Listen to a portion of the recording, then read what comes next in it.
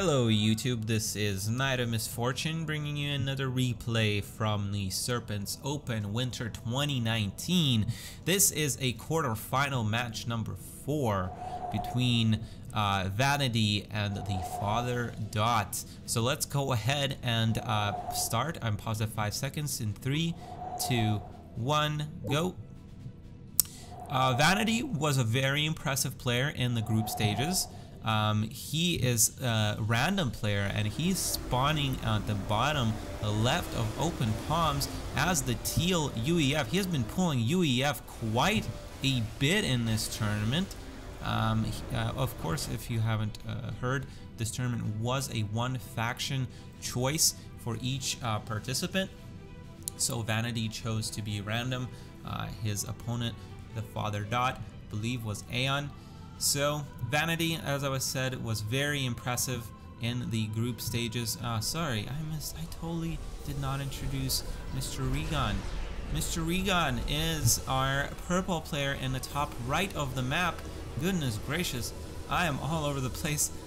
And another 3 factory build. However, this is a little bit of a slower start from than we've seen in the quarterfinal 3 with Ra and Chaos. Vanady pushing forward. Also, both of these players are pushing a little bit forward. I think both of them are expecting an air build from their opponent, which in that case, obviously, it's pretty good idea to expand forward. But both of them should, well, Regon should be able to see that his opponent doesn't have air at this point, and now Vanady should as well. Now, I was gonna say before I realized that I did just such an awful job in the introduction of this video, Vanady took first place in his group, and he had Alpha Hex and he had Rainbows and Unicorns in his group. That was the group of death, I think, of this tournament. Actually, I mean, before the tournament started, I think at the end of the tournament, Group C was the group of death, which had, you know, Ra, Little Ro. Who else did it have? Man, I'm just forgetting these players. But definitely an interesting group. Nevertheless, with Alpha Hex, Rainbows and Unicorns, and Vanady in that group. So pretty impressive to go 6-0. He went 6-0 in that group, took first place, playing the runner-up of Group 1, the Father Dot, who barely managed to lose out to our Fortuna that we've seen in quarterfinal number 1. So, not much is happening. Let's see. Yep, we have a turret of Harvogs coming out. Gonna try and flank his opponent. And actually the ACU is pushing over here. I think maybe a PD push will be in order. Now, I'm not so sure how I feel about Harvogs in this situation where you have an ACU pushing out, because these units are not very good siege units. At least until they have numbers, or maybe if your opponent has air, they're just not good at sieging. The reason you get them is so that you can harass your opponent all over the PEM map, especially if your opponent has air out. They're able to go and upgrade their anti-air turrets on themselves, and they would able to just run around the map, splitting pretty well and taking out some air.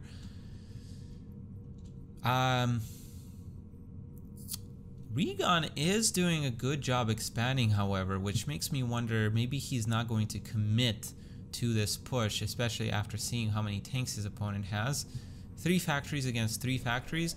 Not a single Harvog or tank has fallen yet, which just means that these players are damn good at microing their butts off. Engineer pushing forward. Oh, just gonna assist the ACU, as maybe he is expecting that this is an all-in of some sorts, but really Harvog should indicate that this is not an all-in. If I was to all-in, I would be doing tanks all day and throw in an MML here and there. Since there is none of that, which actually I'm a little surprised that Vanady is not getting MMLs. if Fury decides to throw down a point defense, that is going to be quite effective against everything except for those MMLs, because it simply outranges everything except for the MMLs and maybe some of the stationary missile launchers on those factories. But seems like Regon is gonna back up here a little bit and regroup with the rest of his Harbugs. Now the good thing about Harbugs is that they do start to outnumber the tanks. This stray tank is gonna get caught, however. Just look at that damage, it's nowhere near enough to be taking down these tanks. Meanwhile, a single tank is doing such a good job. Look at that, 2 Harbugs falling before. Actually, no, 1 tank falls down, but that's because of a good thing there. 2 Harbugs fall, 3 Harbugs fall, 4 Harbugs fall. Meanwhile, there's only 1 tank that has fallen. See, and that is the strength of tanks and the weakness of Harbugs when you're pushing like straight on into your opponent. They're not a good main army composition. They're a great support unit, they're a great utility unit for certain situations, but in this case, I'm afraid that Vanity's army, even if it is a little bit lower on numbers, which at this point I don't think it is, but even if it was, I think it's much superior. You really need I guess a ratio of 2 to 1 Harbugs to be able to really outnumber your opponent.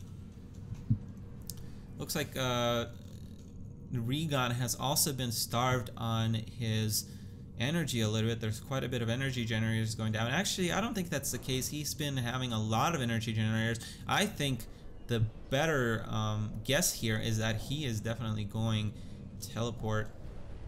Now, another reason why Harbugs aren't as great is because obviously they're not on the road to getting teleport in the land research tree for Aeon.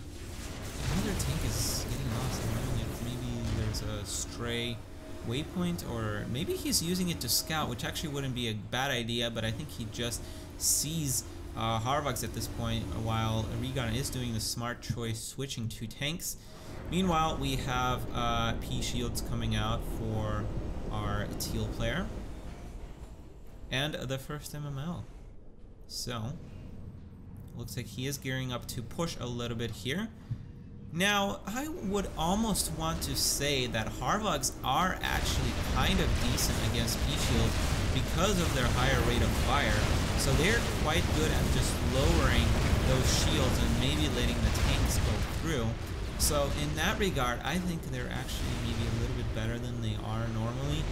But at the same time, I would rather almost have Shajas taking shots from farther away. Shajas are just so good at taking down shields. Also the MMLs, ground firing, just doing a good job at taking out P shields in general. So Harbugs are not ideal in this situation either, but they are definitely a little more useful than just against tanks. These tanks are in retreat, however. Looks like Regon is trying to push out, but there's just, these tanks have so much health, and with these P shields it's just so difficult. A lot of these Harbugs are falling. You can see there's some tanks here. Regon is reclaiming, I think that's more of a mistake, because I have some issues with that too. When I click into the micro with the ACU and there's a lot of wreckage, it's so easy to start reclaiming when you're not meaning to. But Regon backs off. There's a point defense coming down because there's just simply no MMLs from our purple Aeon player. It's so difficult to counter P shields with just tanks now. This composition is not ideal, pushing directly into P shields. Tanks are just falling rapidly. Just not enough damage here, while Vanity's army now outnumbers Fury's 2 to 1 here. The factory also falls from all the MML fire, and you can just see how good this composition of the UEF shield ball is.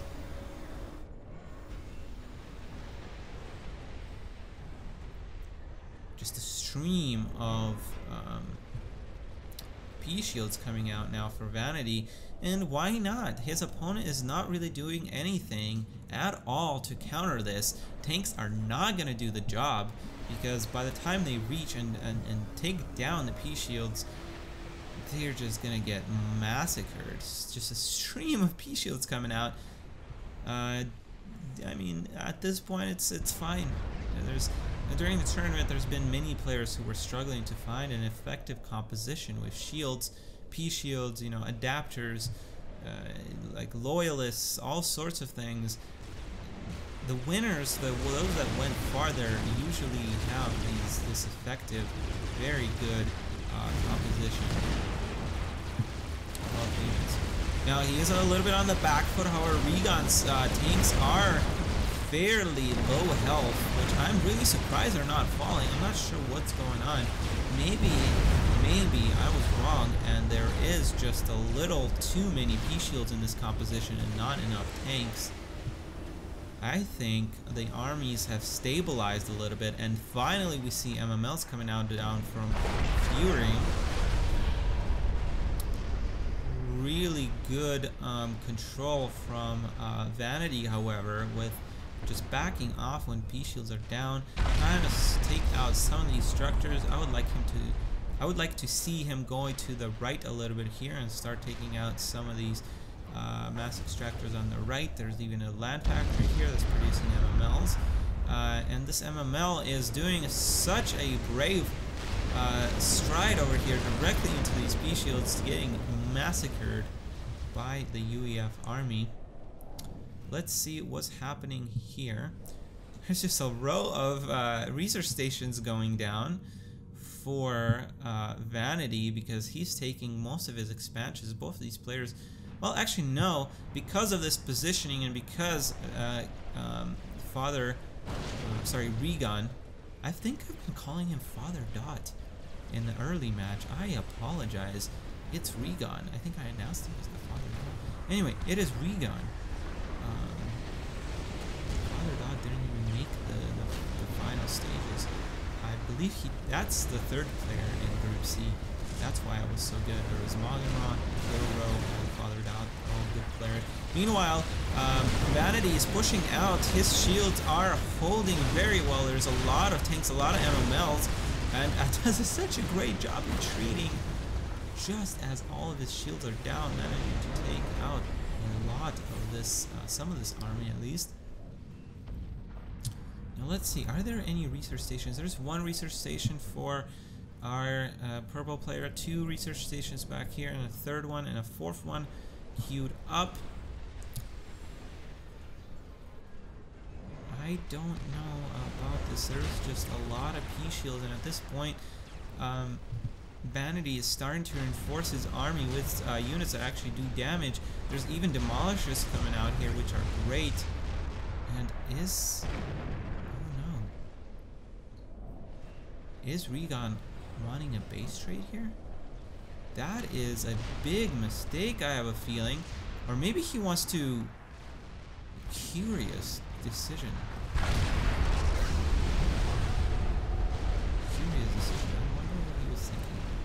It looks like he was like thinking about going for a base trade, or maybe he was trying to lure the opponent a little bit closer so he can catch him off guard by trying to go in and attacking here from the side. There's just so many P shields, and at this point in the game, it is just so difficult to do anything because just the UEF death ball. So much issues. There's a teleport coming out, however, fortunately, now actually if it manages to keep its distance and keep moving, it might be able to do something. There's also an ACU here, which I think he might be hoping to go for a snipe. I think now he's target firing on that ACU, but there's just so many demolishes, and going through this tiny little choke point just gets all of these units annihilated. Oh man, I've never seen an army melt away so quickly, and Fury has decided to GG and Control K Obviously, there's just no coming back from this at all. There's nothing, simply nothing you can do to come back from this, unless your opponent suddenly controls his whole army. Anyway, that's game 1. Vanady takes a lead here in the quarterfinal number 4. I will be right back with the second match. Hello ladies and gentlemen, welcome back. We are in game 2 on Trayak Island in this quarterfinal number 4 between Regon and Vanady. Let's go ahead and unpause. I'm paused at 5 seconds. Unpausing in 3, 2, 1, go. Alright, in the bottom left hand corner we have our teal Aeon player this time. Again, Vanady did pick random for the tournament, so he pulled Aeon this time around. Building one air factory. Our teal Aeon player. And in the top right hand corner, queuing up 2 air factories, we have our purple Aeon player, Fury Regon. Alright, both players looking like they're expanding like normal, so there is no rush shenanigans. Now with air, the dynamic of this map changes a little bit. You can't really flank your opponent anymore, and air just does a good job bombarding in these choke points all over the map, which really forces the battleground to become just in this small area, which can be quite exciting. Concaves become very elaborate and interesting to watch. There's just showdowns in the center, and of course there can be more showdowns on the sides, because eventually you're bound to get there with so many choke points in the center. Scout coming in, gonna get picked off by the purple We Do Both, I don't know. I like to think that it's We Do Both and We Do Both. We Do Both has been created by the community. But if you look at all Aeon units, you'll see that they all have very curious naming schemes. So, you know, we do both because they bomb and fight, obviously. I mean, do I even need to explain that? But anyway, let's go ahead and speed up this game to 3. Speed 3 and see how these players continue to expand. Both of these players, as expected, are moving towards the center. Vanady is not choosing to plop down any more air factories, and I believe he's seen these 2 air factories here, so it's going to be a little more difficult for him to come back in air unless we see those Harvogs. So this is where those Harvogs actually become very, very useful. We see a land factory queued up here in the center, while air is starting to push out. There's a PD coming down here. Is he expecting a AC rush? Well, I mean, not unwarranted. Good play, good play. Now queuing up that land factory, gonna start producing some land units, while Regon still has not popped down his land factory.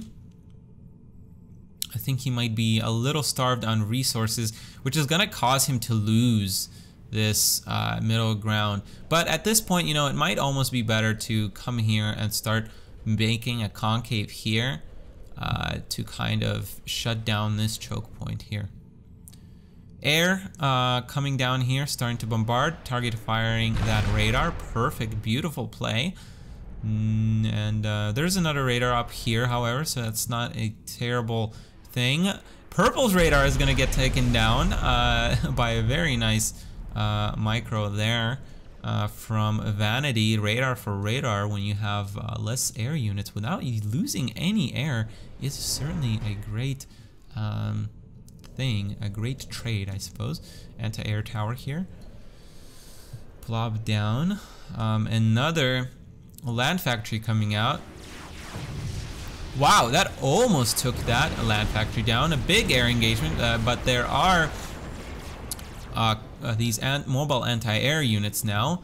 Vanady does lose air still, though, even though there's an anti-air factory and all this anti-air here. There's just not enough of it yet to be able to counter any kind of air force here. And I'd be curious to see if he's still producing air. No, he is not. He's building a lot of energy generators. Probably gonna try and go for a teleport, which is really good against air in particular, because you can teleport. Obviously, it's always effective, but you can teleport in and snipe your ACU or your opponent's ACU if your opponent is not doing anything other than bombers. Bombers take a while to turn around, so you're gonna end up taking so much fire to the face. However, we see gunships coming out for Regon. Is there a tactical missile launcher? Oh my gosh, this is the second time we've seen a tactical missile launcher come out.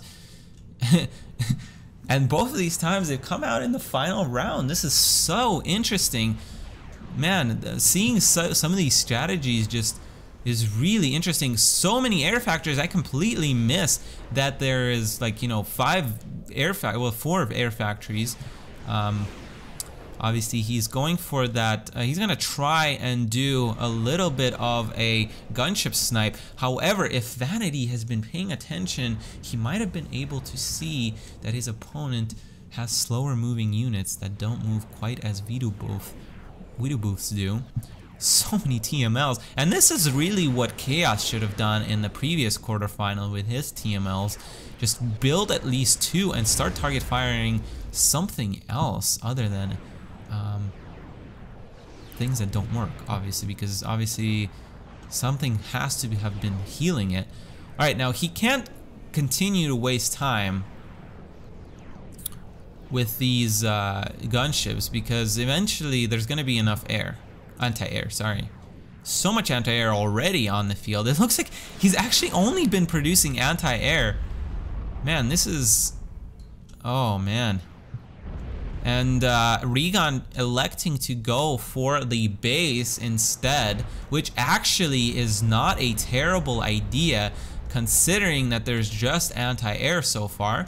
However, there's just, you know, these TMLs are doing work. If not for this TML, I would say it was a pretty good move, but oh, you know what? He might be trying to lure this army. If this army continues down here, he might be able to go around and snipe the ACU, or at least the tactical missile launchers. So a little bit of a base trade. However, Purple still has his core mass extractors. Core mass extractors are still intact, while Purple has taken everything out.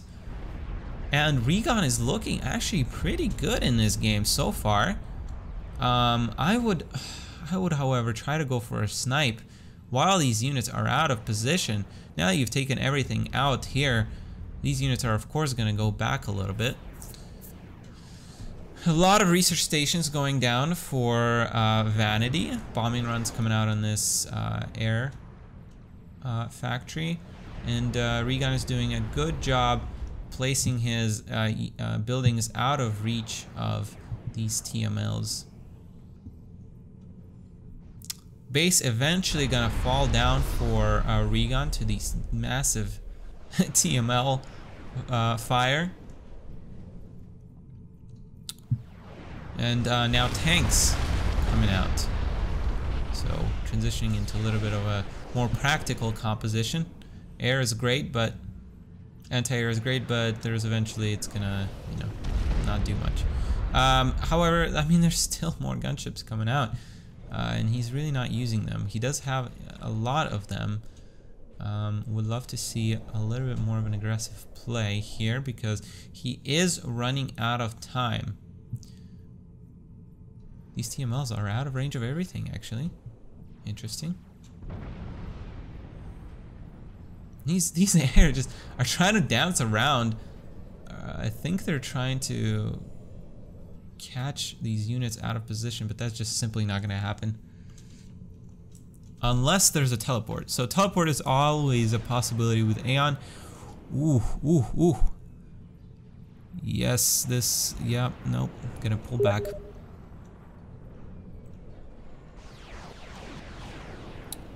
Radar gonna go down, so now it's gonna be difficult for him to see where exactly the anti-air is. So he's forced to scout with his Weedo boost and just dying so quickly. Oh, teleport. There we go. Snipe attempt. I would be surprised if Vanady does have the honker, and this is exactly how you counter a teleport snipe of any kind, gunships especially. Great play from Vanady. You know, he has been so solid this tournament. He still has not lost a single game, and he's playing as random. Very, very, very impressive plays from Vanady, and very innovative, you know, strategies, TMLs, everything. You know, I will be very interested to see how he does in the tournament from your perspective, because obviously I know the outcome, but he's definitely a great player and has been doing so great so far. Anyway, thank you very much everybody for watching. If you have not seen the other videos, please check them out. I'm uploading everything. This is going to be my last video for at least a while for casting the tournament. Going to be just slowly uploading everything else. I don't know if I'm going to do the group stages yet. If you want to see the group stages cast, let me know. I know Steel Speaks might be doing some of that as well, so that also brings me to the point to do a little shout out for Mr. Steal Your Girl. Amazing dude, does a great cast for Supreme Commander 2. If you have not checked him out, please go over and subscribe to him. He does a great job for such a long time now, since like 13 or 12 maybe, even doing casts and replays. That is it for me. However, if you enjoyed this video, please subscribe to my, you know, Facebook or Twitter, Twitch, YouTube, all the things. I have a Discord, which I'm hoping to turn a little bit into a community for my content. And please check me out on Instagram. I have a photography page there, so check that out and let me know what you thought about this replay. Any suggestions are always welcome. Thank you everybody for watching, and have a good day, YouTube.